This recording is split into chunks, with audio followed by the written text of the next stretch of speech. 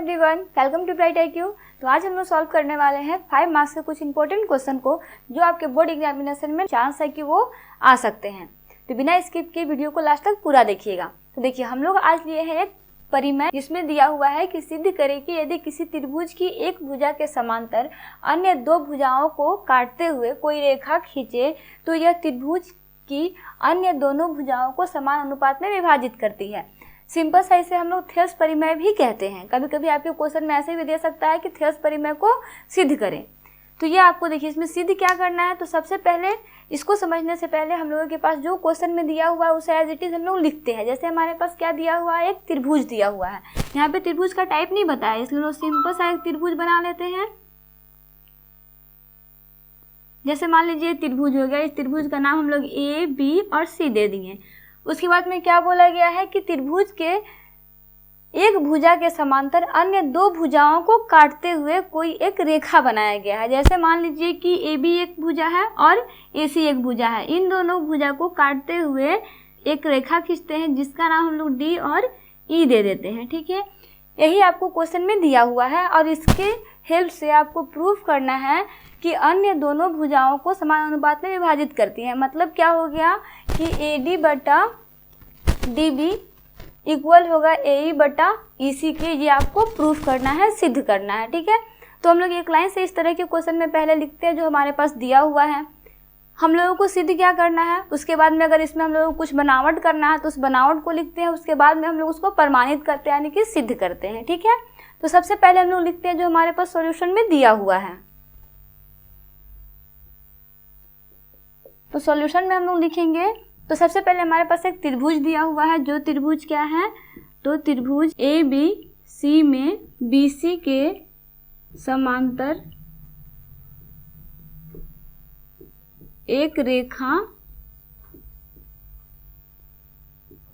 DE खींचा। ये हम लोग यहाँ पे सिंपल सा कंस्ट्रक्शन किए हैं। तो जो DE खींचा है वो कहाँ है, तो DE जो हम लोग खींचे हैं वो हम लोग यहाँ पे लिख सकते हैं जो AB को D पर तथा AC को E पर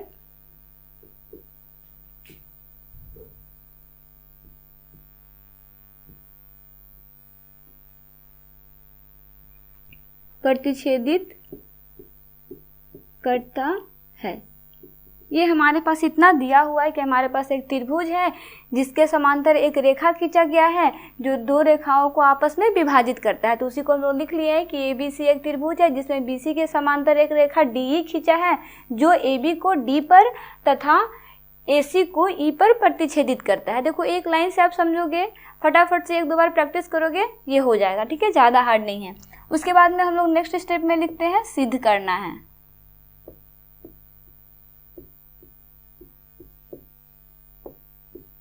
तो हमें सिद्ध क्या करना है, तो सिद्ध करना है कि AD बटा DB इक्वल होता है AE बटा EC के। ठीक है, तो इसे इक्वल करने के लिए ना हम लोग त्रिभुज में कुछ कुछ कंस्ट्रक्शन करते हैं, कुछ बनावट करते हैं। तो हम लोग बनावट इस तरह से करते हैं कि D को C से मिलाते हैं और E को B से मिलाते हैं।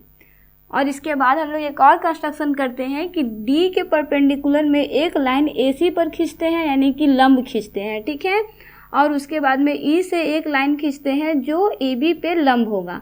इसका नाम हम लोग दे सकते हैं N और M। ठीक है, ये लंब है। यहाँ तक तो क्लियर है। इसके बाद देखो जो हम लोग बनावट किए हैं उसको हम लोग बनावट लिखते हैं। ठीक है, यानी कि हम लोग यहाँ पे लिख सकते हैं बनावट। बनावट में हम लोग क्या किए हैं, तो सबसे पहले हम लोग किए हैं कि DC तथा BE को मिलाया या फिर EB को मिलाया, बात दोनों बराबर है। ठीक है, तो हम लोग यहाँ पे लिख लेते हैं DC तथा EB को मिलाया। और उसके बाद में हम लोग एक और चीज़ किए हैं कि AB के परपेंडिकुलर में हम लोग EN एक लाइन खींचे हैं और AC के परपेंडिकुलर में DM एक लाइन खींचे हैं। तो देखो इसको हम लोग इस तरह से लिखेंगे कि AB परपेंडिकुलर है EN का तथा AC परपेंडिकुलर है डीएम का, ठीक है। परपेंडिकुलर यानी कि लंब है बोल सकते हो, जहाँ पे परपेंडिकुलर होता है, लंब होता है, वहाँ पे एंगल जो बनता है वो ऑलवेज 90 डिग्री का बनता है, एक समकोण बनता है। ये तो हो गया कंस्ट्रक्शन। अब हम लोग इसी कंस्ट्रक्शन से इसको प्रमाणित करते हैं, यानी कि इसको सिद्ध करते हैं। तो हम लोग नेक्स्ट स्टेप में लिखेंगे प्रमाण। तो देखो प्रमाण बहुत ही आसान होता है, यहाँ तक तो कोई प्रॉब्लम नहीं हुआ होगा, क्योंकि सिंपल सा जो हमारे पास दिया हुआ है उसे हम लोग लिख दिया है, फिर जो सिद्ध करना है उसे लिखे, फिर हम लोग थोड़ा सा बनावट किए हैं और कुछ भी नहीं किए हैं। प्रमाणित करने में देखो आपको सबसे पहले देखना है कि आपको सिद्ध क्या करना है। तो आपको सिद्ध करना है कि AD बटा BD और AE बटा EC जो होता है आपस में इक्वल होता है। तो देखो यहाँ पे हम लोग दो त्रिभुज लेते हैं, जैसे यहाँ पे देखो यहाँ पे AD है, यहाँ पे DB है। तो अगर हम लोग त्रिभुज ADE और त्रिभुज BDE से अगर इसको प्रूफ करते हैं तो ये आसानी से निकल जाएगा, क्योंकि हमें क्या करना है AD और BD लाना है। तो AD और BD लाने के लिए क्या करेंगे, हम लोग इस त्रिभुज और इस त्रिभुज से सॉल्व करेंगे। नेक्स्ट हम लोगों को लाना है AE और EC।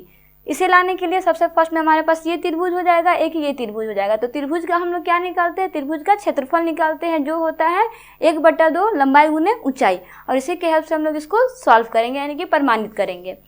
तो देखिए हम लोग सबसे पहले त्रिभुज लेते हैं ADE तथा त्रिभुज BDE से, ठीक है। हम लोग को क्या निकालना, हम लोग को एरिया निकालना है। तो हम लोग यहाँ पे लिख सकते हैं area of triangle ADE equal to 1/2 into, यहाँ पे देखो अब आपको समझना है कि यहाँ पे चौड़ाई और ऊंचाई क्या होगा।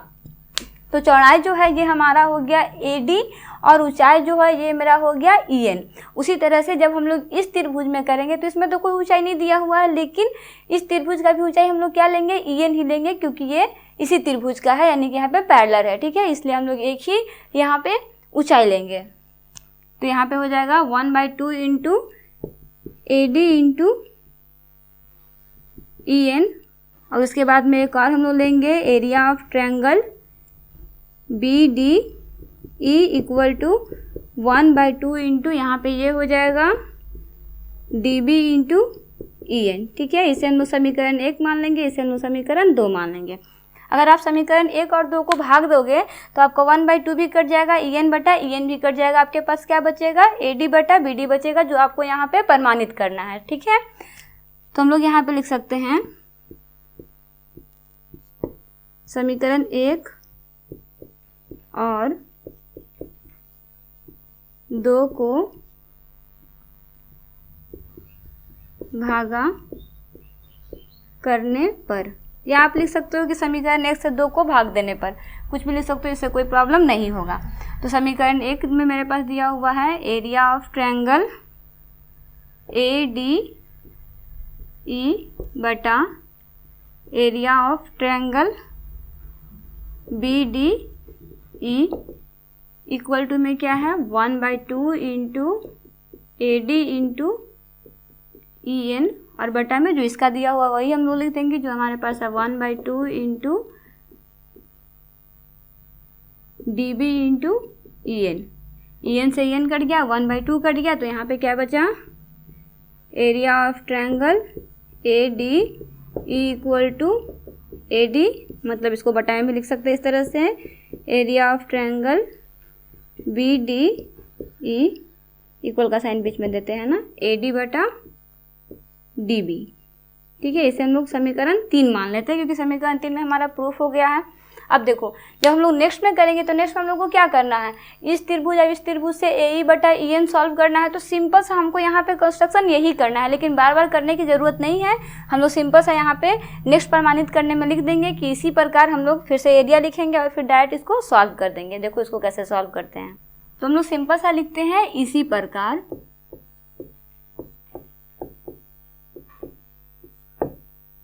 इसी प्रकार त्रिभुज ADE तथा त्रिभुज CDE से, ठीक है। ये त्रिभुज से हम लोगों को अब बनाना है, जिसमें अभी तुरंत मैं आपको बताई हूँ कि यहाँ पे डायरेक्ट आप एरिया लिख सकते हो।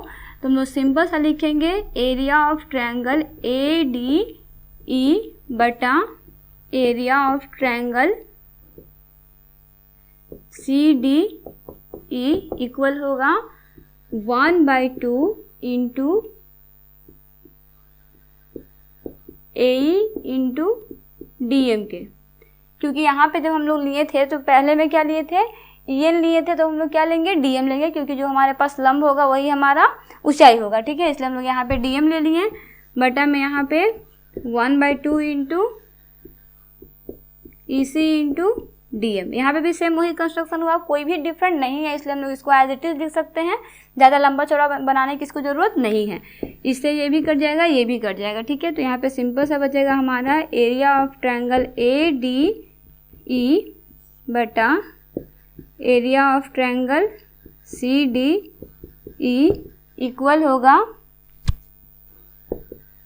AE बटा EC के। ये मेरा बन गया इक्वेशन 4।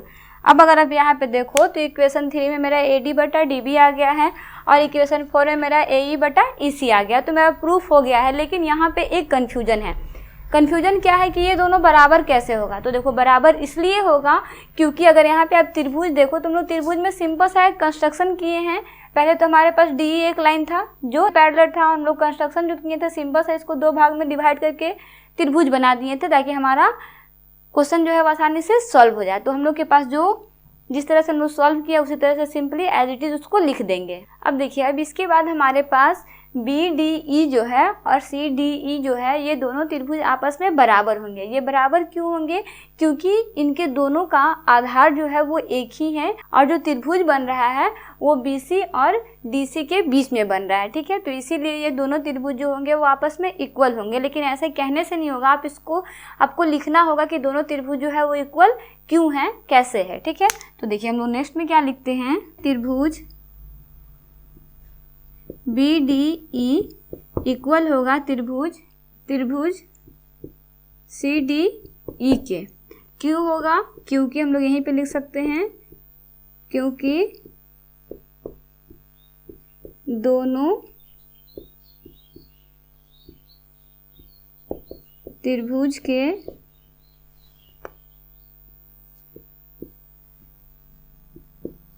आधार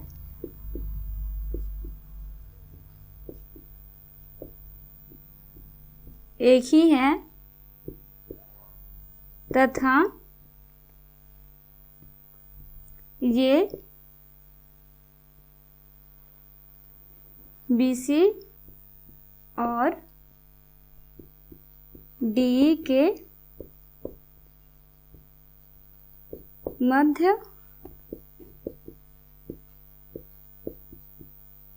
स्थित है। सिंपल से आपको इतना ही लिखना है कि क्योंकि दोनों त्रिभुज के आधार एक ही है। ज़्यादा कॉम्प्लिकेटेड नहीं है, आराम से आप याद कर लो, क्योंकि इसका आधार जो है वो एक ही है और BC तथा DE के मध्य में स्थित है। इसीलिए यहाँ पे त्रिभुज BDE इक्वल होगा त्रिभुज CDE के। अतः अब हम लोग लिखेंगे